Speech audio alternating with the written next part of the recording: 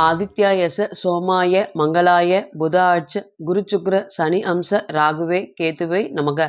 அனைவருக்கும் வணக்கம். நான் உங்கள் அஸ்ட்ரோ புவனேஸ்வரி, பாரம்பரிய ஜோதிடர் மற்றும் திருமண பொருத்த நிபுணர். நீங்கள் நம்ம சேனலை ஃபஸ்ட்டு டைம் பார்க்குற மாதிரி இருந்தால் சேனல் சப்ஸ்கிரைப் பண்ணிவிட்டு பெல் பட்டன் கொடுத்து ஆல் ஆப்ஷன் கிளிக் பண்ணிக்கோங்க. அப்போ தான் நம்ம சேனலில் போடக்கூடிய ரெகுலர் பதிவுகள் உடனடியாக உங்கள் கவனத்திற்கு வரும். நம்ம சேனலை தொடர்ந்து நிறைய கோச்சார பதிவுகள் பார்த்துட்டு வந்துட்டுருக்கோம். அதன் வரிசையில் நம்ம இன்றைக்கி பார்க்க போகிறது மீன ராசி மற்றும் மீன லக்னத்திற்கு கோச்சார சூரிய பகவானின் பார்வையில் கோச்சார சனீஸ்வர பகவான் பயணிக்கக்கூடிய இந்த ஒரு மாத நாட்கள் என்ன மாதிரியான பலன்களை தரப்போகுது, எதிர்வரக்கூடிய இந்த ஒரு மாதம் எப்படி இருக்க போகுது மீனராசி மற்றும் மீன லக்னத்திற்கு அப்படிங்கிறத வாங்க பார்க்கலாம். மீனராசி மற்றும் மீன லக்னத்தை பொறுத்தவரையும் 6ஆம் அதிபதியான சூரிய பகவான் வராரு. இன்னைக்கு பார்த்தீங்கன்னா மீனத்தை பொறுத்தவரையும் காலபுருஷனுக்கு அது 12வது வீடு. இங்கே குரு பகவான் மூலத்திரிகோணம் பலம் பெற்று சுக்கிரன் உச்சமாகி புதன் பகவான் நீசம் அடையக்கூடிய வீடு.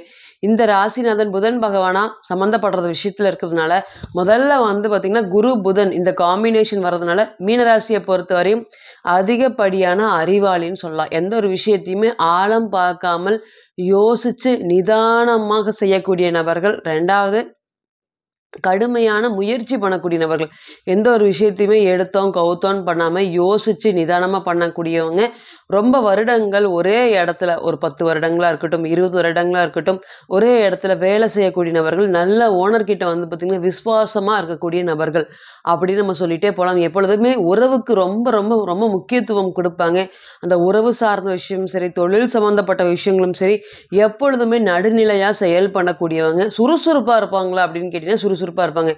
ஏதாவது பண்ணி வாழ்க்கையில் முன்னுக்கு வந்துடணும் அப்படிங்கிறத குறிக்கோள் இவங்ககிட்ட ரொம்ப அதிகமாக இருக்குதா அப்படின்னு கேட்டிங்கன்னா கண்டிப்பாக அதிகமாக இருக்குது.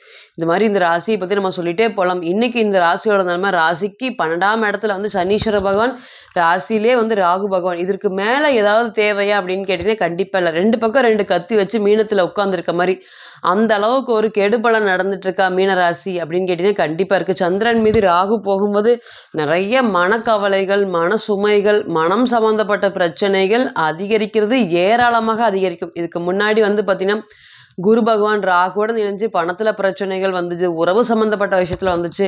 எது பேசுகிறோமோ, எது நமக்கு ரொம்ப பிடிக்குமோ அங்கிருந்து நமக்கு நிறைய பிரச்சனைகள் வந்துதா அப்படின்னு கேட்டிங்கன்னா கண்டிப்பாக வந்திருக்கு. இன்றைக்கும் பாருங்கள், சந்திரன் மீது ராகு போகும்போதெல்லாமே நமக்கு ரொம்பவே பயம். அப்போ என்ன ஒரு முயற்சி எடுத்தாலும் கடினமான தோல்விகள் சந்திக்க வேண்டிய சூழ்நிலைகளை கொடுக்குமா அப்படின்னு கேட்டிங்கன்னா கண்டிப்பாக கொடுக்கும். முழுக்க முழுக்க தொழிலால் தான் அதிக பாதிப்பு ஏற்பட்டிருக்கா அப்படின்னு கேட்டிங்கன்னா கண்டிப்பாக ஏற்பட்டிருக்கு. நல்லா நடந்துட்டு வந்துட்டு இருந்த தொழில் அனைத்துமே பார்த்திங்கன்னா ஒரு ஏற்றம், ஒரு இறக்கத்தை சந்திக்க வேண்டிய சூழ்நிலை. இந்த தொழிலை பார்த்திங்கன்னா நல்ல வருமானம் கொடுத்துட்டு இருந்தது. இன்றைக்கி பார்த்திங்கன்னா அது இருக்கிற நிலைமையே வேறு, ஜீரோவாக இருக்குது. அந்தளவுக்கு பொருளாதாரத்தில் ஒரு பெரிய அடி வாங்கியிருக்கீங்களா மீனராசி அப்படின்னு கேட்டிங்கன்னா கண்டிப்பாக வாங்கியிருக்கீங்க. இது இல்லாமல் உறவு சம்மந்தப்பட்ட விஷயத்தில் பணம் இருக்கும்போது உங்களை ரொம்ப மரியாதை அதிகமாக கொடுத்து வரவேற்கிறது. இன்றைக்கி பணம் உங்களுக்கு கொஞ்சம் நீங்கள் இருக்கிற இடத்துலேருந்து கீழே விலகிட்டீங்க அப்படின்னு பணம் சம்மந்தப்பட்ட விஷயத்தால் நிறைய கௌரவ குறைச்சல், கௌரவ பிரச்சனைகள், நிறைய விஷயங்கள் நடந்திருக்காம் அப்படின்னு கேட்டிங்கன்னா கண்டிப்பாக நடந்திருக்கு. இதெல்லாமே நீங்கள் கடந்து வந்த பாதைகள். இனி எப்படி இருக்க போகுது? ஃபஸ்ட்டு 6ஆம் அதிபதியின் பார்வையில் 11ஆம் அதிபதி பயணிக்கிறதுனால கடன் அதிகமாக ஆகாமல் கடனை கட்டுக்குள்ளே வைக்கக்கூடிய ஒரு சூழ்நிலைகளை ஏற்படுத்தி கொடுப்பாரு அப்படின்னு கேட்டிங்கன்னா கண்டிப்பாக ஏற்படுத்தி கொடுப்பாரு. எப்பொழுதுமே 6-11 சம்மந்தப்பட்டால் அந்த கடனால் நமக்கு ஒரு லாபம் கிடைக்கிறதுக்கு அதிகபட்ச வாய்ப்பு இருக்குது. அப்போ இன்றைக்கி கோச்சாரம் அதைத்தான் சொல்லுதா அப்படின்னு கேட்டிங்கன்னா கண்டிப்பாக சொல்லுது. முதல்ல ஒரு பொருளை நான் பார்த்திங்கன்னா விருப்பப்பட்டு வாங்க போகிறேன் அப்படின்னு சொல்லக்கூடிய நபர்கள் அனைவருக்குமே இந்த நேரம் கடனால் ஒரு பொருள் வாங்குறதுக்கு, அந்த பொருள்னால மகிழ்ச்சி அடைவதற்கு ரொம்ப அதிகபட்ச வாய்ப்பு இருக்கா அப்படின்னு கேட்டிங்கன்னா கண்டிப்பாக இருக்குது. ரெண்டாவது, குடுக்கல் வாங்கலில் இருக்கக்கூடிய பிரச்சனைகள். எங்கிட்டேருந்து பணம் போயிட்டே இருக்குதுங்க, வாங்கிறதுக்கு பார்த்திங்கன்னா வாங்கவே முடியல, ரொம்ப கடுமையாக போராடுற, ஒவ்வொரு இடத்துலேருந்து பணத்தை கொடுத்து லாக் பண்ணி வச்சுட்டு திருப்பி பணம் வாங்குறதுக்கு ரொம்ப கஷ்டமாக இருக்குது அப்படின்னு ஏன்னா ஏதாவது ரொம்ப பேசினா என்னை மிரட்டுறாங்க அப்படிங்கிற மாதிரி நிறைய பிரச்சனைகள் இருக்குது. இதில் இருந்தாலுமே படிப்படியாக சூரிய பகவான் பார்வையில் சனீஸ்வர பகவான் இருக்கிறனால பெரியோர்களை வச்சு பேசும்போது இந்த கடன் கொஞ்ச நாள் கழிச்சு தரோம், வெயிட் பண்ணுங்க அப்படின்னு சொல்லக்கூடிய நபர்கள் அனைவருக்குமே இந்த கோச்சாரம் பெரியவர்களால் அந்த பணத்தை நீங்கள் திருப்பி வாங்கக்கூடிய ஒரு காலமாக இருக்குமா அப்படின்னு கேட்டிங்கன்னா கண்டிப்பாக இருக்கும். அதே போல் மருத்துவத்துறை நான் ரொம்ப வருடங்களாக மருத்துவத்துறைக்கு முயற்சி பண்ணிட்டே இருக்கிறேன். எனக்கு சக்சஸ்ஃபுல் கிடைக்க மாட்டேங்குது. படிப்புல எனக்கு கான்சன்ட்ரேஷன் கம்மி. அப்படின்னு சொல்லக்கூடிய மீன ராசி மற்றும் மீன லக்னத்திற்கு இந்த நேரம் 6ஆம் அதிபதியாகி சூரிய பகவான் அங்கேயே இருக்கிறதுனால, நல்ல திறமையாக படிக்கக்கூடிய ஒரு யோகத்தை ஏற்படுத்தி குடுப்பாரா அப்படின்னு கேட்டீங்கன்னா, கண்டிப்பா குடுப்பாரு. 2வது மருத்துவ செலவினங்கள் சொல்லவே முடியாத அளவுக்கு மருத்துவ செலவினங்கள் எல்லாமே அவ்வளோ ஆயிட்டுருக்கு. அந்த உடம்புல எதுவுமே ப்ராப்ளம் இல்ல. இருந்தாலும் மருத்துவ செலவுகள் ஆயிட்டே இருக்கு அப்படின்னு நெனச்சு வருத்தப்பட்டுட்டு இருந்த உங்களுக்கு, இனி மருத்துவ செலவுகள் எல்லாமே படிப்படியா கட்டுக்குள்ள இருக்குமா அப்படின்னு கேட்டீங்கன்னா, கண்டிப்பாக கட்டுக்குள்ள இருக்கும். மருத்துவத் துறைக்கும் சரி, மருத்துவ செலவுக்கும் சரி, இது ரொம்ப நல்ல நேரமாக இருக்குமா அப்படின்னு கேட்டீங்கன்னா, கண்டிப்பா இருக்கும்.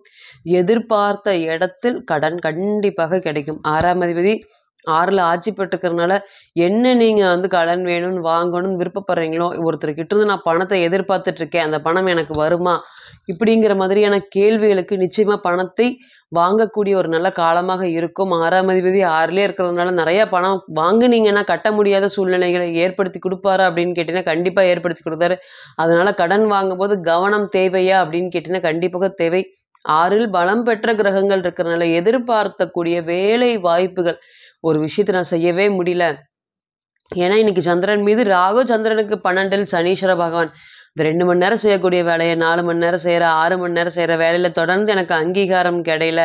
இந்த மாதிரி நெறையா பிரச்சனைகள் போயிட்டுருக்கு அப்படின்னு சொல்லக்கூடிய நபர்கள், மனசு உடைஞ்சு வேலையினால கவலைப்படக்கூடிய நபர்கள் அனைவருக்குமே இந்த கோச்சார காலங்கள் சனீஸ்வர பகவான் பார்வையில சூரிய பகவான் பயணிக்கிறதுனால, ஒரு நல்ல ஒரு வேலை வாய்ப்பை ஏற்படுத்தி குடுக்கக்கூடிய காலமாக இருக்குமா அப்படின்னு கேட்டீங்கன்னா, கண்டிப்பா இருக்கும். ரொம்ப வருடங்களாக முயற்சி பண்ணிட்டே இருக்கேன்.